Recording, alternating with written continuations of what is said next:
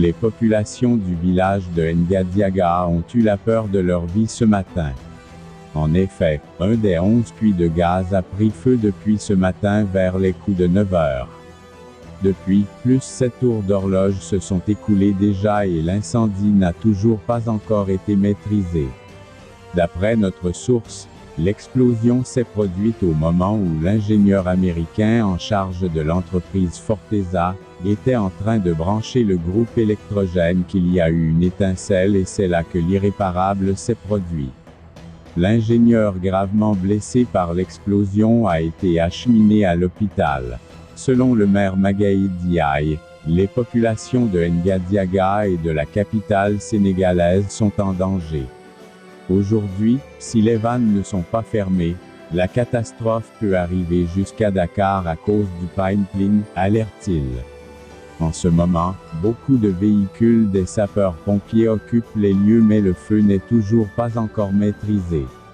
Les populations et le maire qui ont plusieurs fois interpellé l'État, ont lancé un énième cri du cœur face aux différents risques et dangers qu'ils encourent. Notamment pour qu'ils puissent sentir en retour l'exploitation de leur gaz. Ex-premier ministre doon na fi wax ni toq gaz génnul toq pétrole génnul donc ñun dinañ leen démontrer que effectivement toq gaz génn na toq pétrole génnul donc tey dañuy commencer ci gaz bi pour wane ni effectivement toq gaz génn na parce que ñu ngi commencé produire gaz depuis 1974 comme ni ngeen koy dégloo nii ci témoignage du directeur du Petrosen moom nangu na ni depuis 1974 la ñu commencé produire gaz kon loolu waxu directeur du Petrosen la. Il y a eu quelques découvertes en offshore profond, en offshore au sud du pays et quelques découvertes de gaz dans la presqu'île du Cap-Vert. Ces puits ont été mis en production par l'État du Sénégal dans les années 78 et en 87, Petrosen et Tullow Oil ont repris cette production et récemment, en 2002, Petrosen et Fortesa ont repris encore cette production avec de nouveaux puits. Nee na production bi Tullow Oil moo ko reprendre en 78 gannaaw gi Fortesa jël ko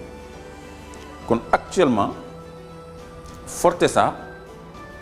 moo yore production gaz bi fii à Gadiaga à 60 km de Dakar booy dem Notto Gouye Diama avant Mboro ci yoonu Bayaax bi donc dëkk bu ñuy wax Gadiaga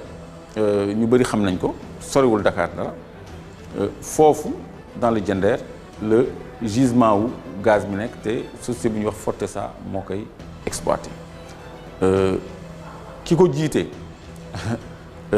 xaritu nguur gi la xaritu Macky Sall la Pierre Marouane Hamé depuis 2001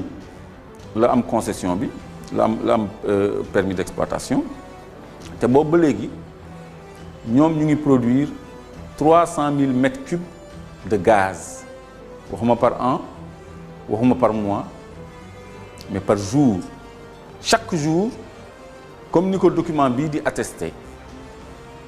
ñu ngi produire 300 000 mètres cubes de gaz loolu dafa baax Sénégalais yi xam ko te gaz boobu c'est la meilleure qualité de gaz parce que méthane la dafa am beneen gaz bu ñuy wax butane mooy yi ñuy toggee ci kër yi te muy am xet tuuti ak propane yi nekk ci briquet bi mais méthane mooy qualité gaz bi gën ci monde bi moom la ñuy produire foofu Gadiaga donc actuellement ils ont foré plus de 7 puits te seen premier puits rek ñoo doon produire 300 000 mètres cubes jour te foré nañu ay puits yu bees kon ñu ngi nekk en pleine phase de production de gaz depuis 74 mais dafay yéeme Sénégalais yi ñu wax leen ñu ngi produire gaz ñu gëm ko donc firnde yi mu ngi nii parce que demal nañ leen ba ci puits yi pour won leen ko ngeen gis ko seen bët parce que fi mu nekk nii wax ji dafa doyatul parce que nguur gi am na sañ-sañu taxaw jàkkaarloog askanam ni toq gaz génn kon production baa ngi nii Gadiaga la fii ñun ñoo leen fa demal indil leen ko parce que weddi gis bokk ci léegi ñu tegal leen à côté aussi statistique gu état bi ci volume de production gaz parce que ñoom nee nañu 2014 produit nañu 40 millions de mètres cubes de gaz te loolu déclaration la rek mais booy xool 300 000 mètres cubes jour boo ko xaymaa ci année bi day ëpp 40 millions de mètres cubes. mais même bu ñu leen ko nangulee sax ça veut dire que ñoom reconnaître nañu ci seen ay documents officiels que ñu ngi produire 40 millions de mètres cubes de gaz ñun duñ ko jëriñoo mais doxandéem yi nekk biir Sénégal ñoo ci am priorité ci Sénégal parce que Sococim dañ koy jox ci gaz boobu GTI benn groupe étranger buy jaay benn groupe privé plutôt étranger lañu buy jaay Sénélec courant branché nañ ko ci gaz boobu aussi c'est vrai que Sénélec aussi alimenté na ci ñaari turbinam à gaz mais li ci des yëpp day dem bitim réew kon loolu ñun gisuñu ci suñu bopp jëriñu Sénégal parce que 2011 ba problème courant bi tare xam nga ci suñu code pétrolier dafa am article bu ñuy wax article 54 foofu maa ngi leen di won ni ñun jëriñoowuñu suñu gaz article 54 code pétrolier dafa ne bu Sénégal amee gaz wala pétrole mën na ko teg loxo pour la satisfaction de la consommation nationale maanaam li réew mi soxla dañ ko koy jox ba pare kii exploité doogu yóbbu li des bitim réew te bu demee noonu ñun la ñuy fay mooy njëg ba muy jar bitim réew sur le marché international kon ki nga xam ni mooy produire fii Fortesa intérêt am la sax parce que dootul am à transporter son gaz jusque sur le marché international mu ajouté ci ay coûts de transport pour jaay ko donc da koy jaay au même prix ba nga ko doon jaayee bu ko transporter ba marché national international jaay ko foofu donc loolu la ko Sénégal di jëndee léegi disposition boobu ci ay jamono Karim moo nekkoon en charge du ministère de l'énergie mu def rapport de présentation pour président appliquer disposition article 54 boobu pour ñu affecter production gaz bi à la Sénélec essentiellement Abdoulaye Wade jël décret baa ngi nii ñu affecté production bi effectivement à Sénélec parce que jamono yooyu coupure courant yu tar yooyu def naa ba léegi kenn fàttewu ko te loolu bokk na ci lu bëri ci li daaneel nguur boobu mais malgré tout quelque temps après nguuru Abdoulaye Wade daanu parce que décret boobu justement waa Fortesa dañ ko attaqué en annulation devant la Cour suprême 2012 Macky falu Cour suprême daal di statuer par un arrêt numéro 20 rendu le 11 avril 2013 arrêt numéro 20 Cour suprême annulé décret boobu nga xam ni c'était en faveur de notre consommation lan la ko layalee daf ko layalee ni consommation nationale tekkiwul rek Sénélec parce que Sococim ca la bokk mu nekk problème bu rëy parce que bu fekkee ni Sococim bi nga xam ni benn tubaab moo ko moom la ñu jox priorité ci Sénélec bi nga xam ne ak jamono yooyu ni ñu amee woon problème courant Sénélec bi nga xam ni société nationale laa wax kon problème dikk na kon notre Cour suprême notre justice s'est prêtée pour défendre ay intérêts compagnie étrangère maanaam Fortesa xaritu Macky Sall basé à Houston fi Macky Sall am këram Pierre Marouane Hamé seen nit la kon kooku la ñu xàllal jox ko suñu gaz bi au détriment du Sénégal tey suñu loi article 54 dafa ne la consommation la production le contractant peut être tenu d'affecter sa production à la satisfaction de la consommation nationale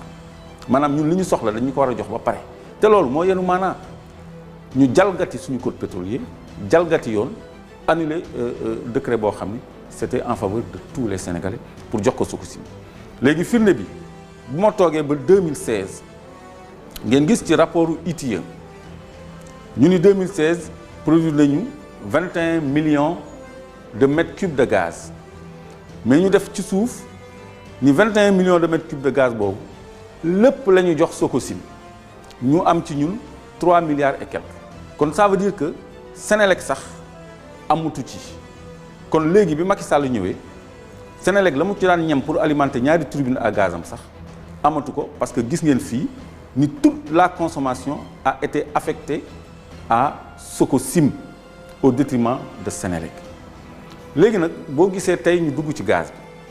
c'est parce que ñun dañ leen demal sur le site ngeen gis puits yi ngeen xam ni du technologie bu sophistiquée bu jaaxal Sénégal pour ngeen gis ni Senelec am na moyen gas ay forage u gaz comme tubaab yi ni ñu ko fi gasee fii comme Fortesa ni ñu ko fi gasee fii parce que ay sénégalais ñooy liggéey bi ay tubaab ñëw ñu def forage ay sénégalais ñoo fa nekk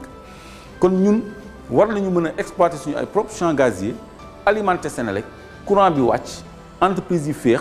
dëkk yu tàng yu mel ni ay Touba ay Tamba ay Kaolack ay Fouta ay partout mën a taal clim te duñu fay courant bu cher menuisier métallique yi mën a liggéey te duñu fay courant bu cher dund bi wàññeeku nit ñi nooy nit ñi féex mais bu fekkee ni loolu dañ koy jël jox ko doxalee bi nekk suñu biir su jëlee li mu doy soxla ba pare ñu yóbbu Houston kooku vraiment lu ñu war a seetaat la parce que dañu ni ci constitution bi les ressources naturelles appartiennent au peuple mais bizarrement ci code pétrolier bi article 30 dañu ni le contractant est propriétaire de l'hydrocarbure extrait en tête de puits kon contractant bi moom alal bi te constitution bi nee na askan bi ñun ñoo moom alal bi kon problème boobu tam war nañ ko régler